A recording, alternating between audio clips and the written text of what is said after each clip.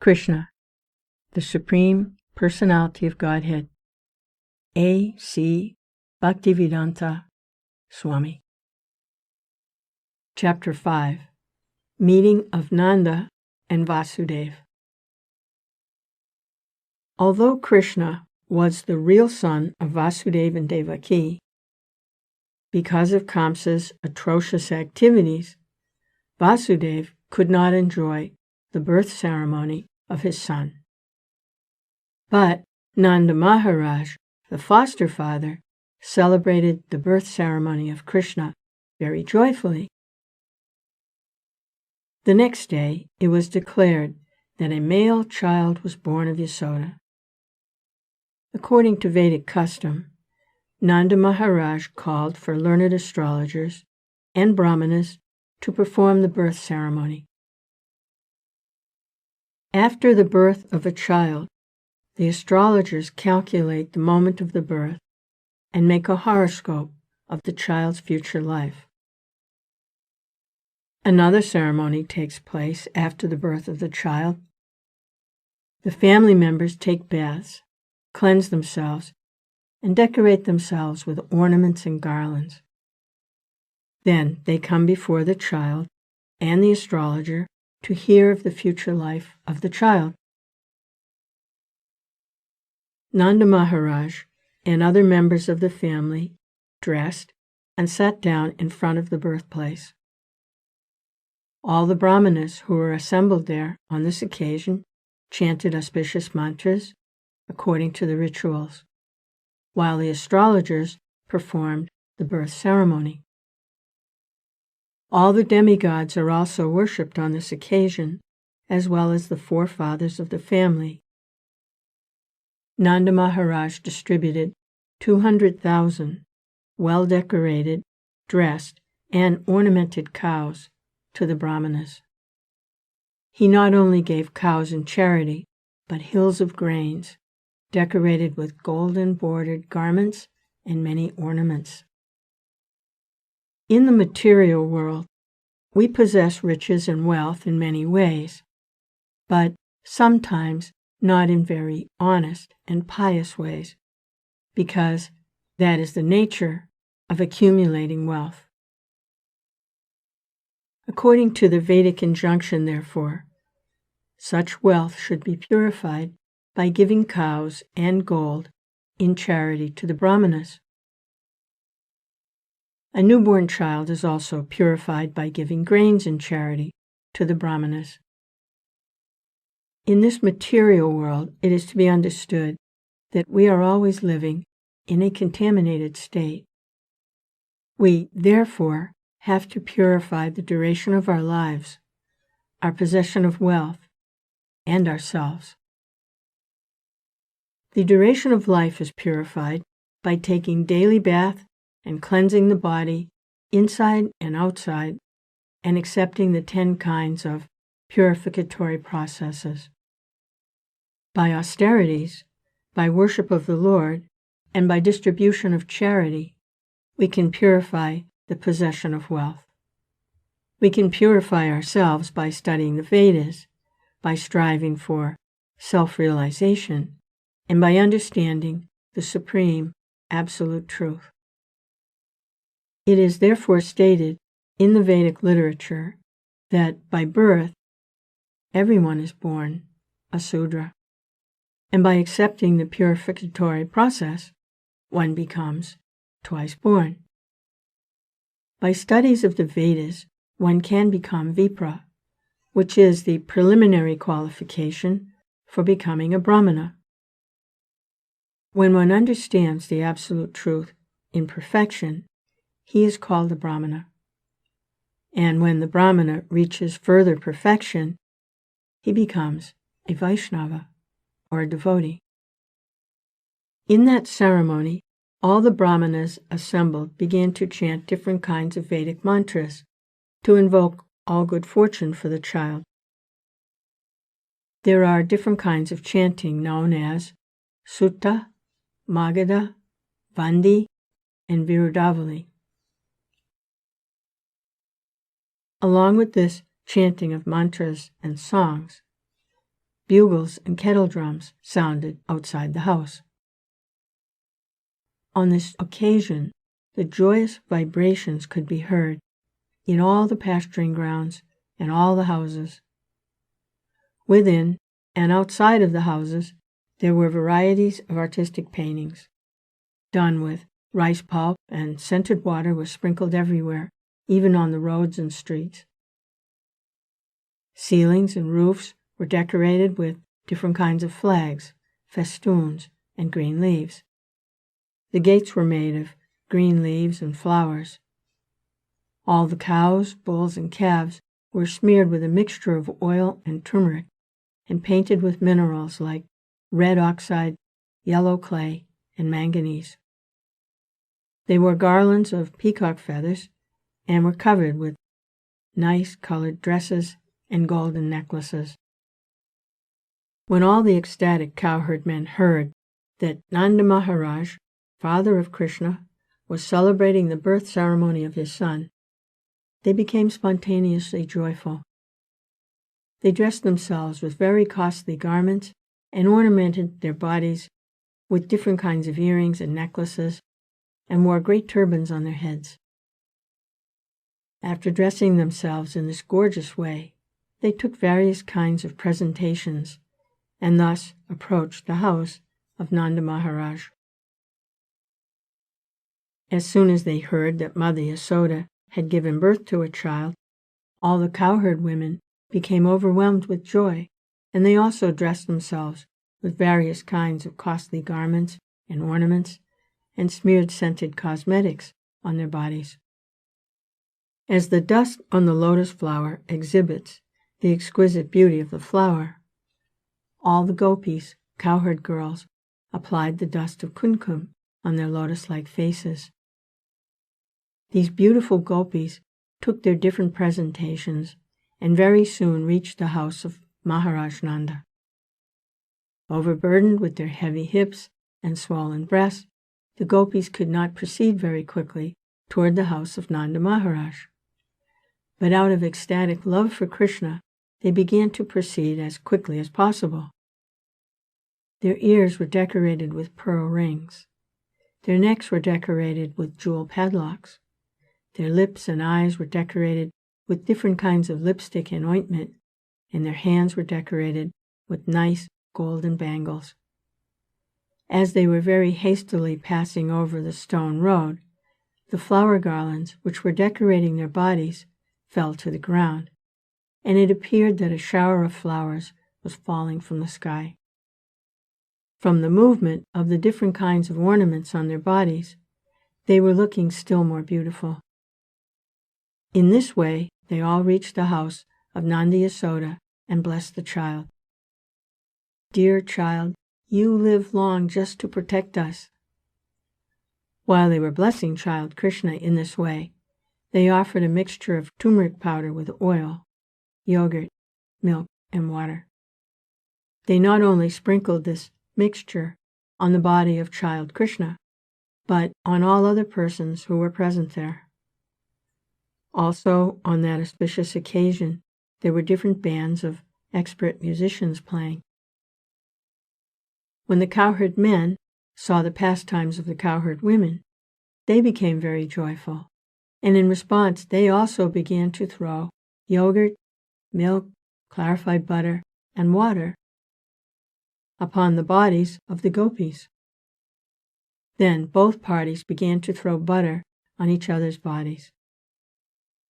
Nanda Maharaj was also very happy to see the pastimes of the cowherd men and women, and he became very liberal in giving charity to the different singers who were assembled there. Some singers were reciting great verses from the Upanishads and Puranas. Some were glorifying the family ancestors, and some were singing very sweet songs. There were also many learned brahmanas present, and Nanda Maharaj, being very satisfied on this occasion, began to give them different kinds of garments, ornaments, and cows in charity. It is very important to note in this connection how wealthy the inhabitants of Vrndavana were, simply by raising cows. All the cowherd men belonged to the Vaishya community, and their business was to protect the cows and cultivate crops. By their dress and ornaments, and by their behavior, it appears that although they were in a small village, they still were rich in material possessions. They possessed such an abundance of various kinds of milk products that they were throwing butter lavishly on each other's bodies without restriction. Their wealth was in milk, yogurt, clarified butter, and many other milk products, and by trading their agricultural products, they were rich in various kinds of jewelry, ornaments, and costly dresses. Not only did they possess all these things, but they could give them away in charity, as did Nanda Maharaj. Thus, Nanda Maharaj, the foster father of Lord Krishna, began to satisfy the desires of all the men assembled there. He respectively received them and gave them in charity whatever they desired. The learned Brahmanas, who had no other source of income, were completely dependent of the Vaishya and Kshatriya communities for their maintenance, and they received gifts on such festive occasions as birthdays, marriages, etc. While Nanda Maharaj was worshipping Lord Vishnu on this occasion and was trying to satisfy all the people there, his only desire was that the newborn child Krishna would be happy. Nanda Maharaj had no knowledge that this child was the origin of Vishnu, but he was praying to Lord Vishnu to protect him. Rohini Devi, mother of Balaram, was the most fortunate wife of Vasudeva. She was away from her husband, yet just to congratulate Maharaj Nanda on the occasion of the birth ceremony of his son, Krishna, she dressed herself very nicely. Wearing a garland, a necklace, and other bodily ornaments, she appeared on the scene and moved hither and thither. According to the Vedic system, a woman whose husband is not at home does not dress herself very nicely. But although Rohini's husband was away, she still dressed herself on this occasion. From the opulence of the birth ceremony of Krishna, it is very clear that at that time Vrndavana was rich in every respect. Because Lord Krishna took birth in the house of King Nanda and Mother Yasoda, the goddess of fortune was obliged to manifest her opulences in Vrndavana. It appeared that Vrndavana had already become a site for the pastimes of the goddess of fortune. After the birth ceremony, Nanda Maharaj decided to go to Mathura to pay the annual tax to the government of Kamsa. Before leaving, he called for the able cowherd men of the village and asked them to take care of Vrndavana in his absence. When Nanda Maharaj arrived in Mathura, Vasudeva got the news and was very eager to congratulate his friend. He immediately went to the place where Nanda Maharaj was staying. When Vasudeva saw Nanda, he felt he had regained his life. Nanda, overwhelmed with joy, immediately stood up and embraced Vasudeva. Vasudeva was received very warmly and offered a nice place to sit. At that time, Vasudeva was anxious about his two sons, who had been put under the protection of Nanda without Nanda's knowledge. With great anxiety, Vasudeva inquired about them. Both Balaram and Krishna were the sons of Vasudeva. Balaram was transferred to the womb of Rohini, Vasudeva's own wife, but Rohini was kept under the protection of Nanda Maharaj. Krishna was personally delivered to Yasoda and exchanged with her daughter. Nanda Maharaj knew that Balaram was the son of Vasudeva, although he did not know that Krishna was also Vasudeva's son. But Vasudeva was aware of this fact, and he inquired very eagerly about Krishna and Balaram. Vasudeva then addressed him. My dear brother, you were old enough and very anxious to beget a son, and yet you had none. Now, by the grace of the Lord, you are fortunate to have a very nice son. I think that this incident is very auspicious for you. Dear friend, I was imprisoned by Kamsa, and now I am released. Therefore, this is another birth for me. I had no hope of seeing you again, but by God's grace, I can see you. Vasudeva then expressed his anxiety about Krishna. Krishna was sent incognito to the bed of Mother Yasoda, and after very pompously celebrating his birth ceremony, Nanda went to Mathura.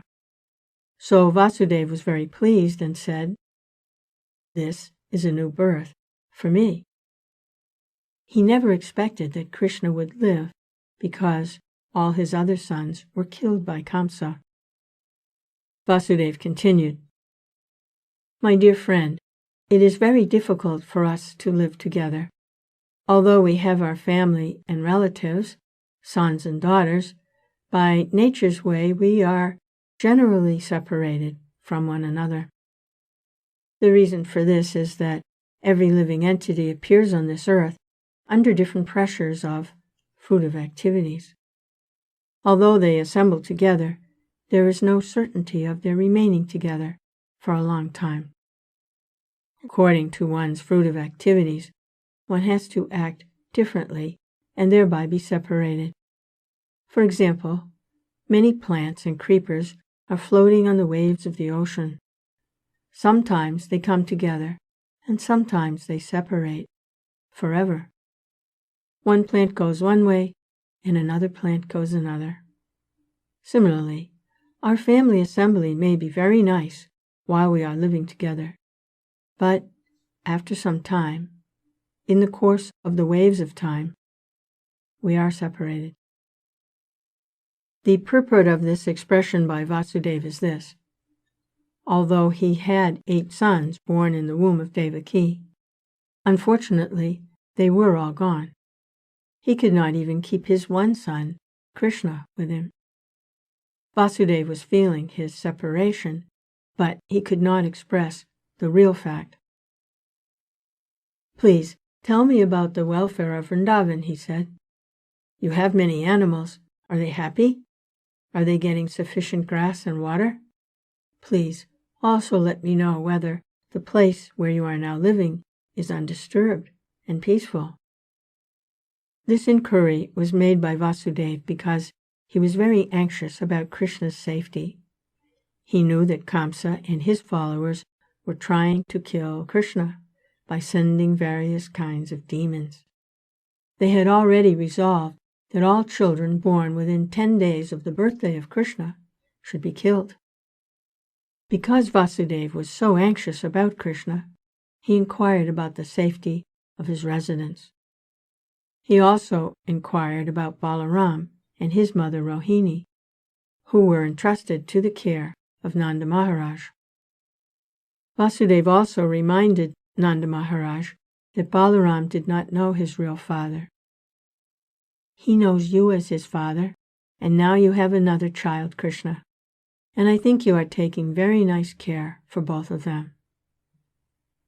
It is also significant that Vasudeva inquired about the welfare of Nanda Maharaja's animals. The animals, and especially the cows, were protected exactly in the manner of one's children.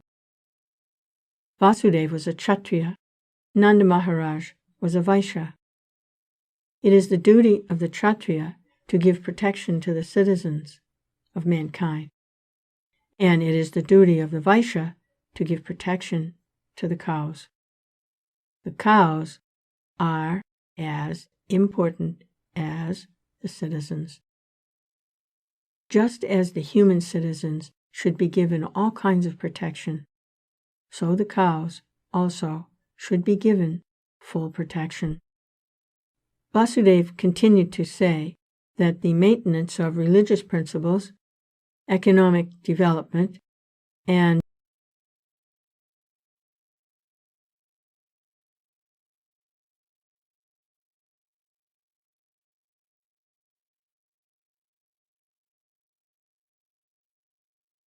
Therefore, it is everyone's duty to see that his fellow citizens and the cows are not put into difficulty.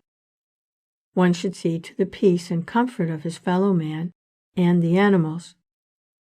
The development of religious principles, economic development, and sense gratification can then be achieved without difficulty. Vasudeva expressed his sorrow due to not being able to give protection to his own sons, born of Devaki.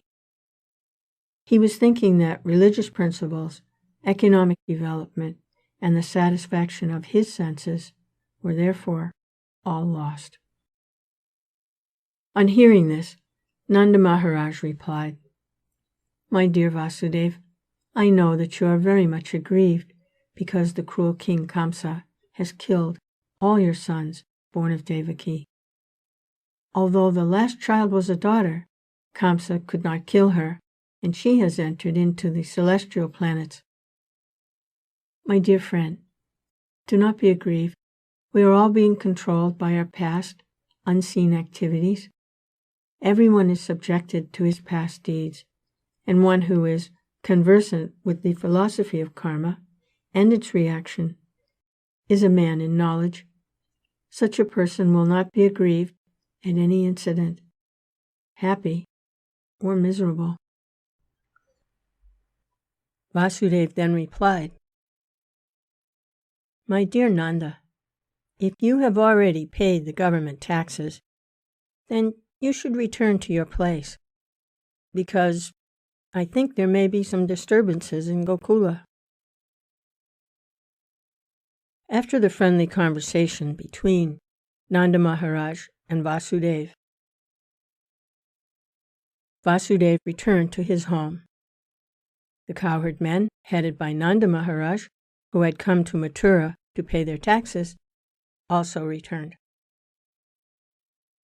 Thus ends the Bhaktivedanta purport of the 5th chapter of Krishna, Meeting of Nanda and Vasudeva.